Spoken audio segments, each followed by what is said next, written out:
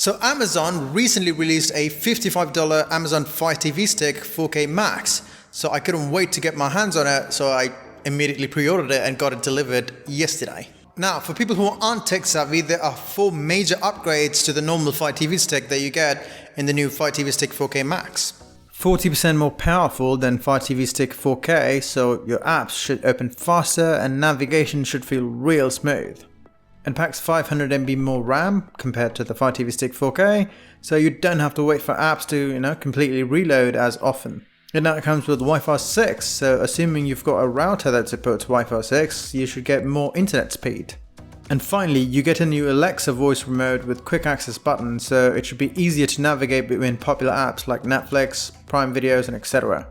Now these are all claims made by Amazon, but we here at Proxy like to test it ourselves instead of taking someone's word for it.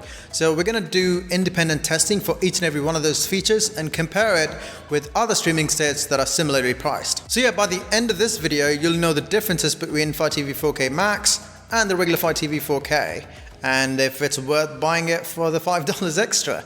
So without any further ado, let's begin.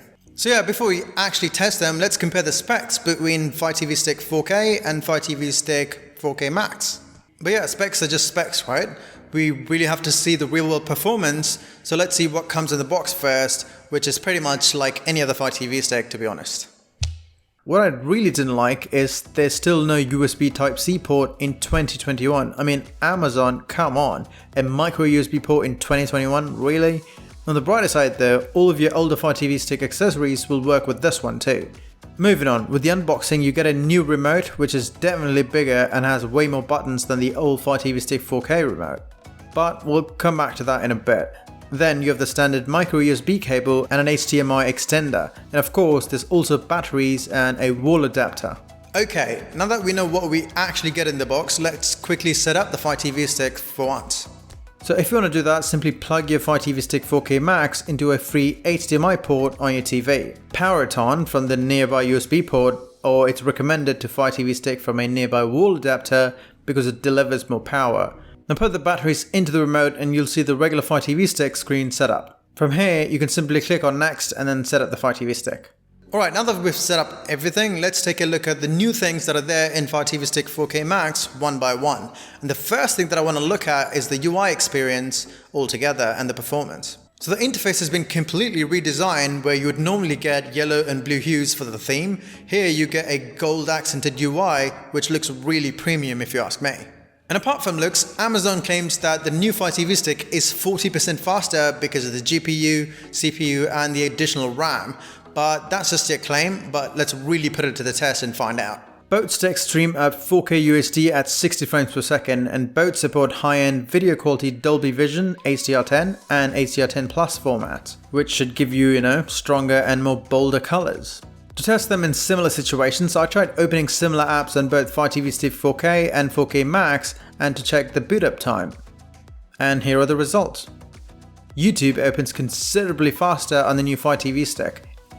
And it's the same case in Prime Video or Netflix. The extra RAM does make the whole experience much more smoother. Now it also has Wi-Fi 6, but since I don't have Wi-Fi 6 router and neither do most people as of now, I can't test the Wi-Fi speed difference at the moment. So yeah, the performance is obviously better than the last Fire TV Stick because it's got better RAM and better GPU and stuff. But let's take a look at the major upgrade next, which is the remote. So if you see the old Fire TV Stick remote side by side with the new Fire TV Stick 4K Max remote, the voice assistant button now is blue and has an Alexa logo. And you'll also find 4 branded shortcuts for Prime Video, Netflix, Disney Plus and Hulu.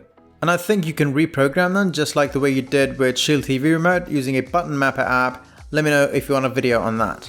The rest of it, you get the normal usual buttons like home, go back, pause, play, etc. Oh yeah, the new Fire TV Stick 4K Max ships with the new Fire OS 7. Here are some of the changes that have been made to the Fire OS in Fire OS 7. So you get the regular banner ads on home screen and it's a bit too intrusive this time. It's possible to get rid of them if you install ad blocking DNS like Pi-hole, but most people will never do that. So let's just skip that for now. Also, if you have a Dolby Atmos compatible soundbar, you'll be glad to know Netflix now supports Dolby Atmos in Fire OS 7. For some absurd reason though, Netflix has decided that devices running FireOS 7 will support Dolby Atmos in Netflix, even though there's plenty of other apps supporting Dolby Atmos on FireOS 6 devices. I'll leave a link to the AFT News article in the description below for more info. Well, before we come to that, let's take a look at the pros and cons of Fire TV Stick 4K Max first. So if I talk about pros and cons, well, it's definitely faster and the remote is definitely an improvement. There's also future-proofing with the Wi-Fi 6. But most people still don't have a Wi-Fi 6 router to take advantage of the speed anyway. But on the con side, there's no USB Type-C and the ads are slightly more noticeable, which can get annoying if you are bothered by those. Now, coming back to the big question, should you buy it or not?